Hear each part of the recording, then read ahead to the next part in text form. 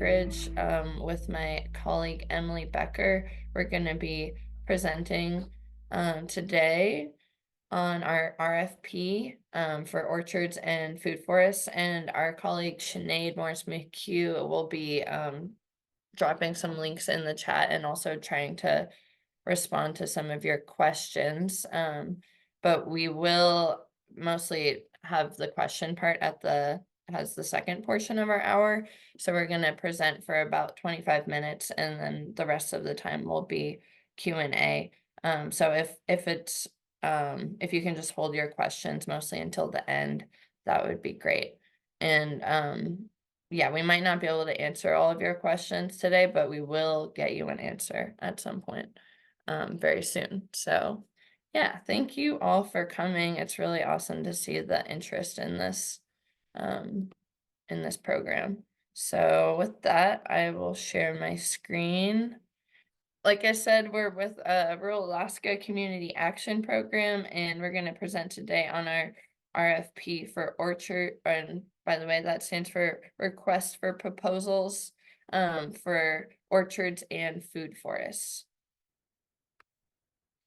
So before we get started into the RFP, I just want to do a little overview of our agency. We mostly call ourselves Rural CAP, stands for Rural Alaska Community Action Program, and our mission is to empower low-income Alaskans and improve quality of life through housing and weatherization, early childhood education, and other community programs. We were founded in the 60s along with a bunch of other community action programs across the nation as part of a war on poverty. And Rural CAP is the only community action program in Alaska.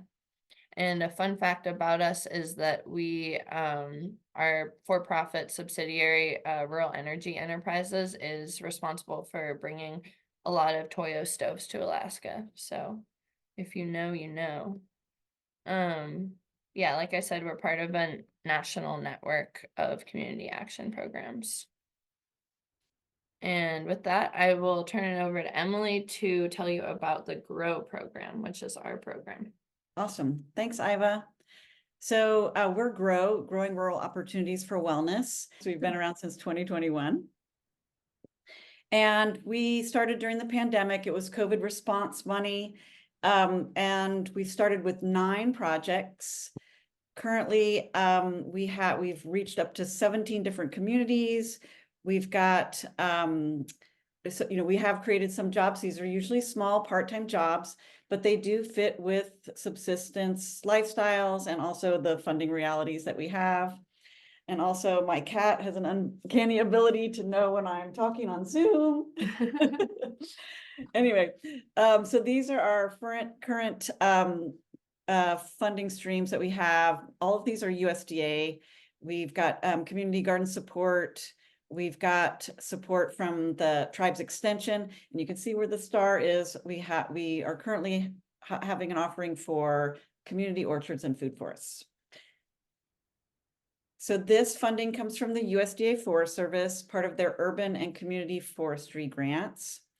And it's part of the Inflation Reduction Act. This was the bipartisan act passed a couple years ago.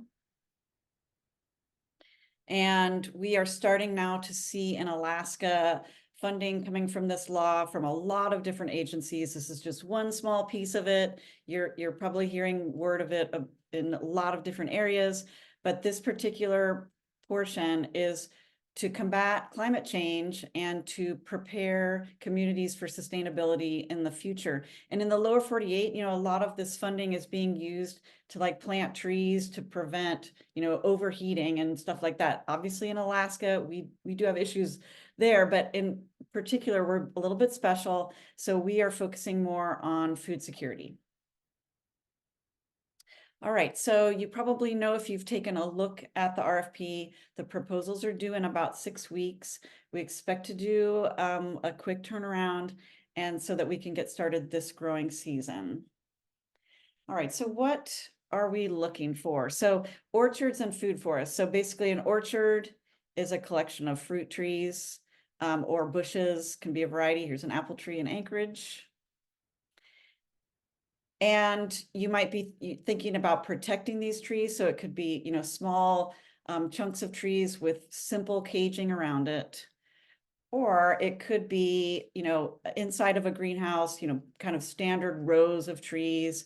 That's really, an orchard can look like a lot of different things, but basically a collection of fruit.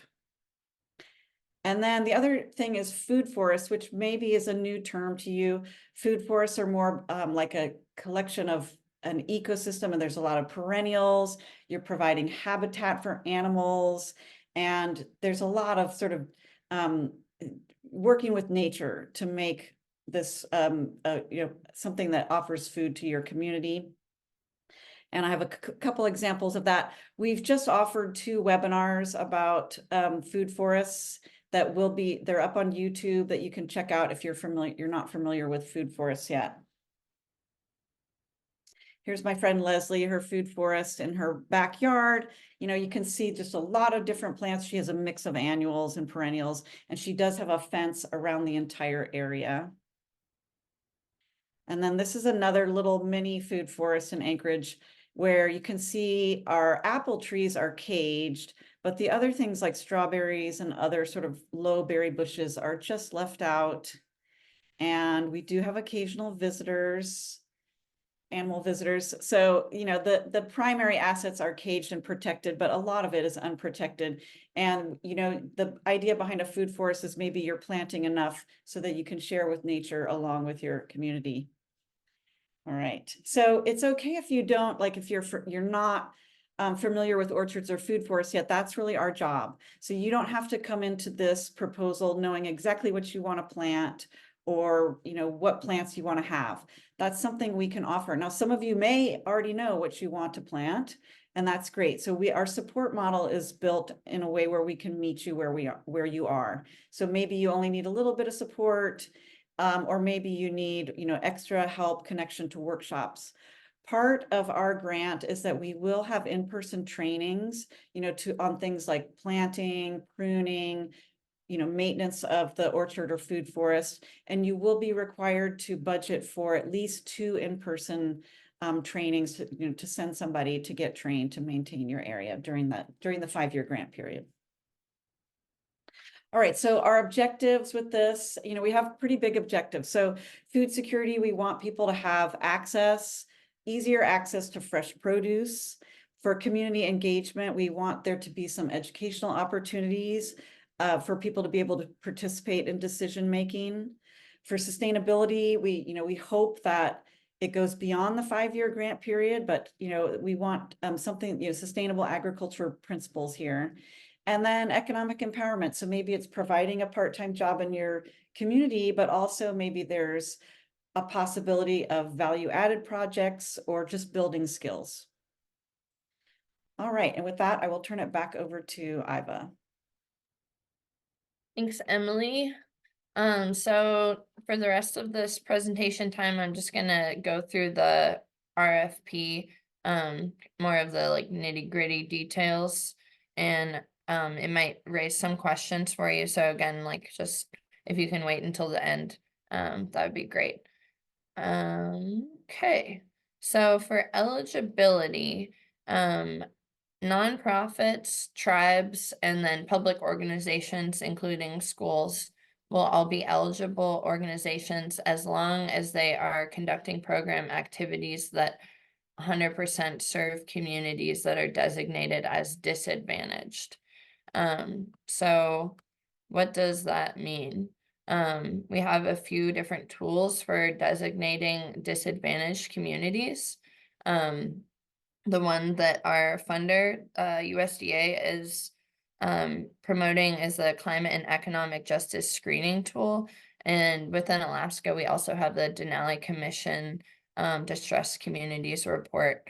And I think Sinead is dropping the links for both of those in the chat, so you can check those out. And then we also have Title I schools, so that's another easy way of showing that your community meets that requirement.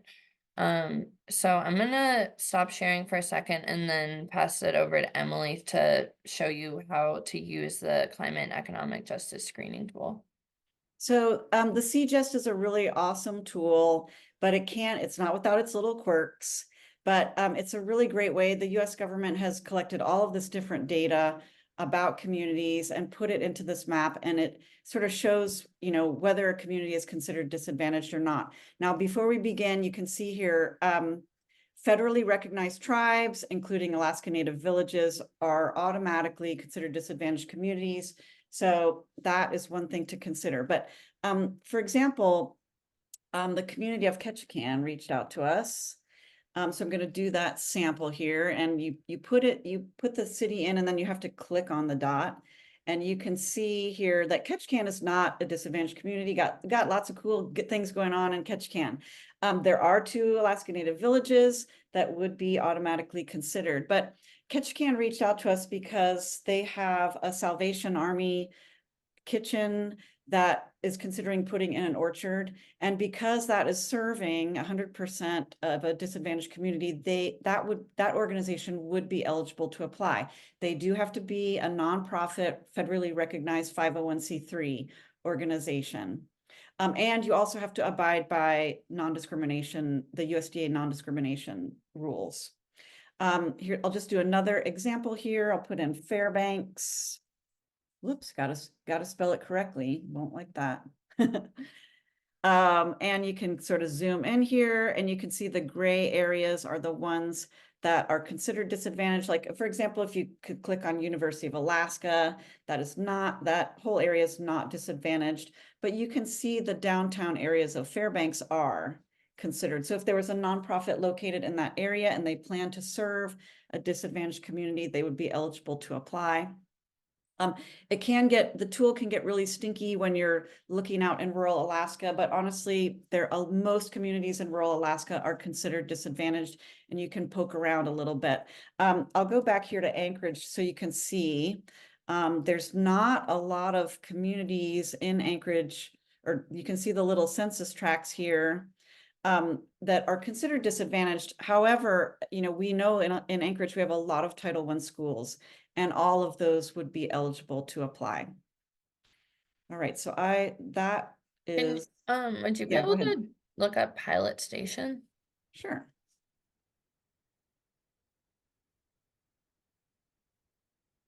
All right, so. So this is, yeah, it looks like the census tract is not designated as Let's disadvantaged. see. Yeah, but that's crazy. yeah, it is. It's Yeah, bizarre. yeah.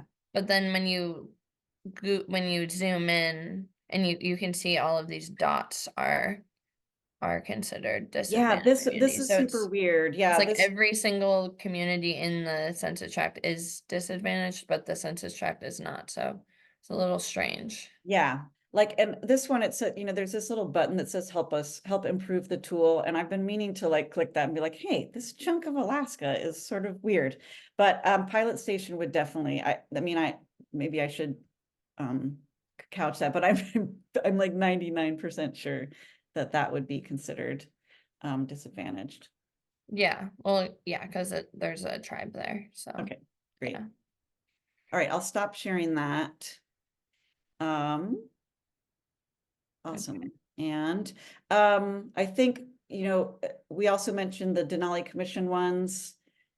And Sinead, did you drop those in the chat? I can put that there. I think if you've got those handy. So the That's in the Denali chat. Commission. Great, awesome, thank you. Yeah. Okay. So for eligible lands, almost all land will be eligible unless it is federal land. So it has to be non-federal land. And also we have to just make sure that the landowner is committed to this land being used for the entire grant period and ideally beyond that as well. Okay, so the first part of the project of your application will be the project narrative.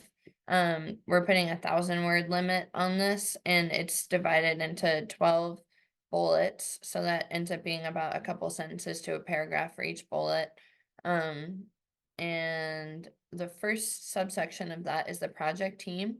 So we just want to know who who will be responsible for these tasks, and this could all be one person, or it could be 5 people.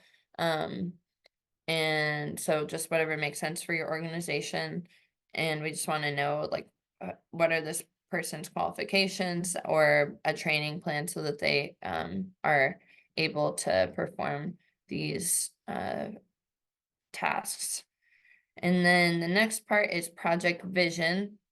So just want to think about this as like the big picture of why this project for this specific community, like how does this fit into the community in terms of like resources that the community has and partnerships available, and then also how is it serving a need in the community, and what are the limitations, potential risks of the project, just the overall vision.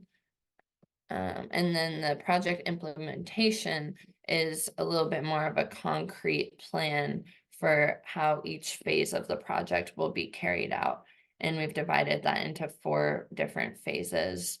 First, planning, and then the establishment, so actually like planting the orchard or food forest. And then most of it is monitoring and maintenance, and then like looking into like beyond the grant period, how will this continue on sustainably into the future. So for the budget and budget narrative, there is no match required for this grant. However, if you are going to be allocating funds from other sources to the grant, we'd just like to know about that just to get a full picture of the project scope. And that will have no influence on whether or not your project is funded. And then a few requirements for the budget are that the amount of money for fencing can be no more than 2 times the amount allocated for trees and other plants. If this is like an impossible requirement for you, because of like shipping costs or whatever else might be specific to rural Alaska, that this federal requirement didn't take into consideration, then please just provide an explanation for that. And then our other requirements are that there has to be some kind of funding allocated for the project champion to pay for their time. And so that could come from another source of funding if you do have that, or it would come from this grant. And then we're also requiring that each grantee attends the annual training at least twice during the grant period. So there's 5 growing seasons. So 2 times during those 5 growing seasons. And then equipment is not an eligible expense. However, high tunnels and fencing are not considered equipment, so that's fine. But like a permanent structure, like a greenhouse or a nursery facility will not be considered eligible. And then the last part is very important. We're going to need all of these attachments in order to consider your application. So documentation of your organization status. And if you have questions about what that looks like, feel free to just like send us what you have, and we can make sure that it looks okay. And or just ask around. And then we need letters of support from community members and leaders just to show that your community is invested and engaged with this project, because that is really going to determine whether your project is successful or not. And then a letter from the landowner guaranteeing the use of the land for at least the project period. And if they're willing to dedicate it for longer than that, then that will also reflect well on your project. And then photographs or some sort of visual representation of the land where you plan on establishing this orchard or food forest. So here's some examples. This is just a aerial Google Maps screenshot, and then I've drawn a line around where the actual orchard is. So that works great. And then there's also the option of doing an as-built, if you have that available to you. that can be pretty helpful. And this actually shows like planting the orchard in it. You can see there's diagrams for trees in there. You don't need to do that. I mean, if that's something that you already have and you want to share, then you're welcome to, but we're not expecting anyone have the plan for their orchard or food forest already, because that will be, you know, developed with the community engagement and everything. Yeah, and there's another example of a diagram, and you can also do something hand drawn and like take a picture of it, just some kind of visual representation of the space that you are planning on using. So yeah, just want to let you guys know there's a lot of other funding sources for projects like this right now, and Sinead's gonna drop those links in the chat as well. So definitely would encourage you, if you're gonna write the application for this grant, apply for other grants too, so that you can get some funding and make your dreams come true. Okay, so now let's move into questions, and then also there's our email address in case we don't get to all the questions today. I'm gonna stop sharing. So yeah, you can just unmute yourself or raise your hand, whatever you are comfortable with. So I have a quick question. Would you be able to send me this slide so I could share it with my coworker? Yeah, can we do that? Well, we'll have this video up on YouTube. It'll just take a day or so. Yeah, Okay.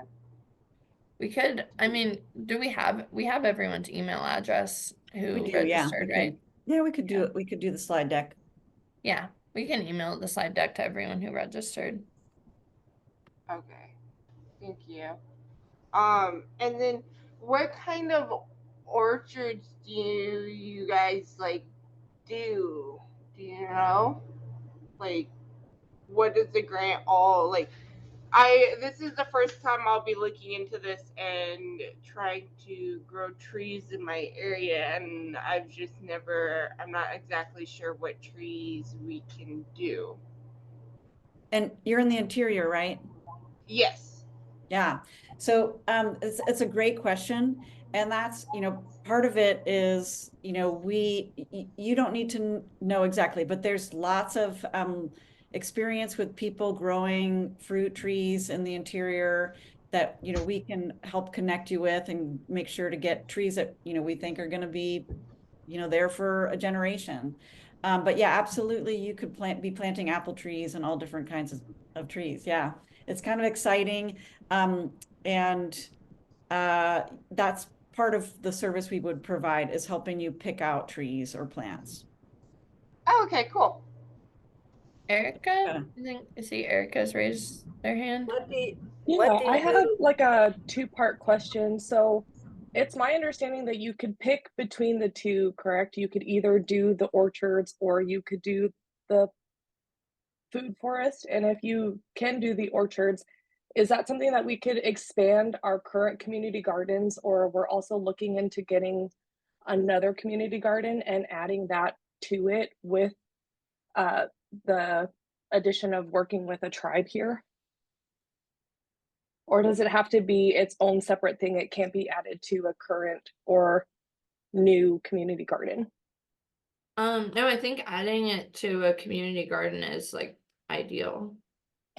Okay, Yeah. perfect. But Thank you. I would just want to emphasize, so you need to specifically show how the project will serve underserved or disadvantaged communities. Like if it's only like a little bit, that's really not what we're looking for. We want the priority to be on the disadvantaged community members.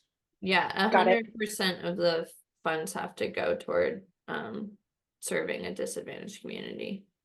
Which we kind of do something similar. We get Haida potatoes and we let everyone in the community harvest them for free, and then either take that and grow them or take them and eat them. So would that be something we could do similarly? I guess, maybe, and Iva and I can talk about that, but,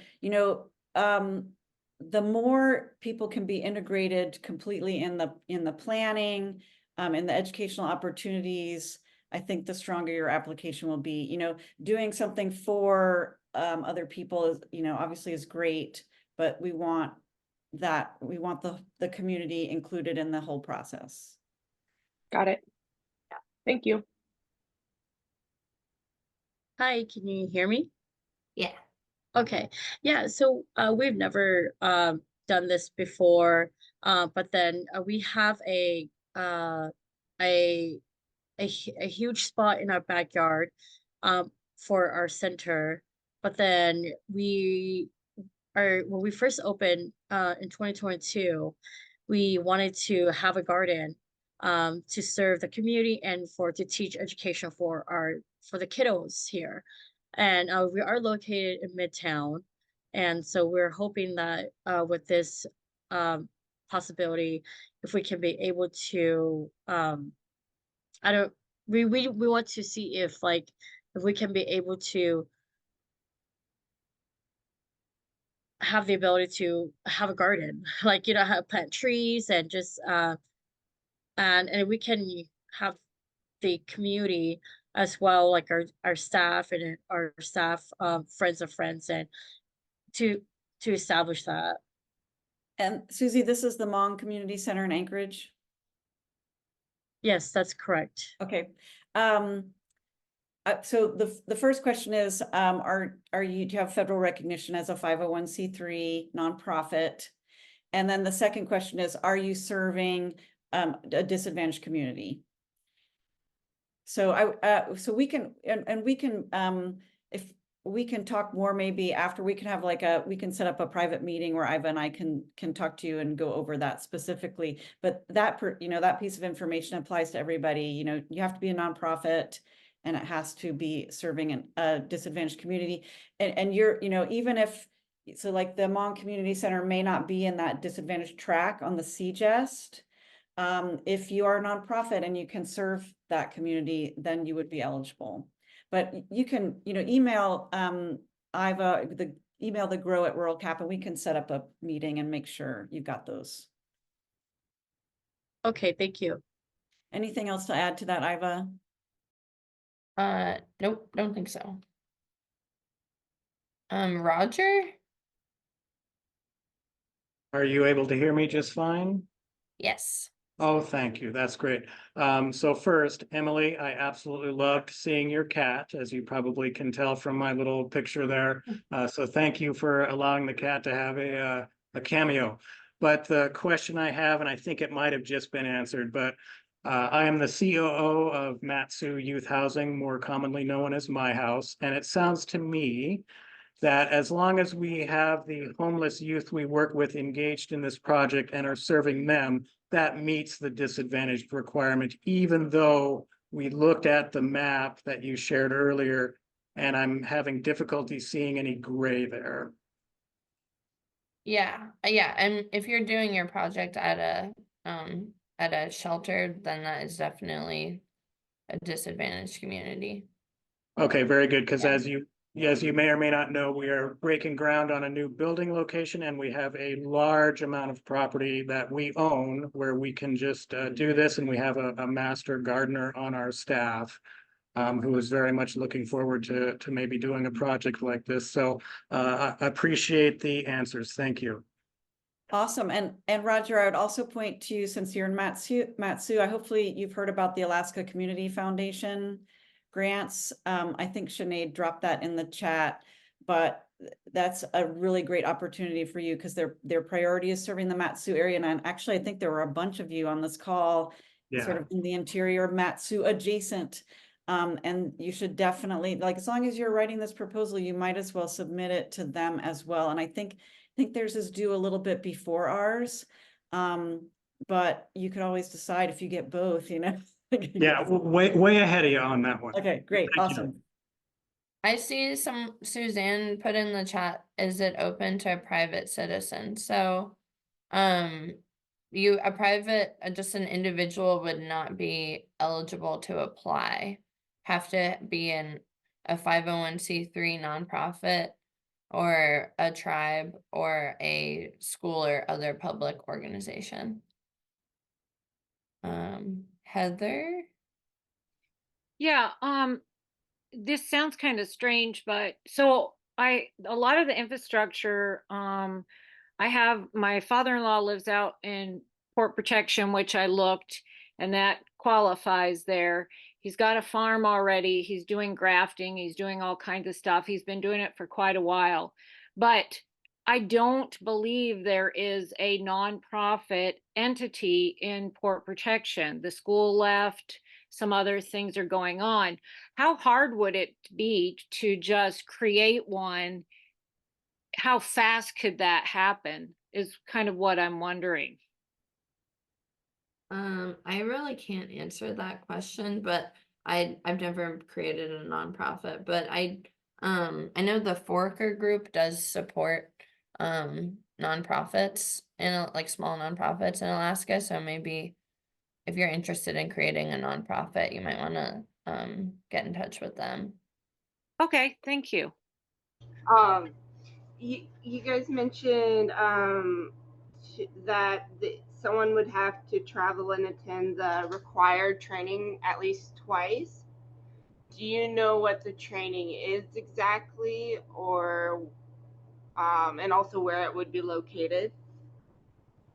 Yes, the training will be in Anchorage at Boyer's Orchard. We're partnering with them to put that on every year. And that it's a community orchard in town here. With I don't know how many trees they have, but like hundreds. And they grow apples, plums. I think they even have some peach trees. It's Wow. really awesome space. So yeah, we're gonna have the training there, and it'll be really hands-on, and covering like grafting, planting trees, tree care, composting, other things that you might want to know about. So a lot of the questions about how to like grow and maintain an orchard would kind of be fulfilled in that training. Yeah.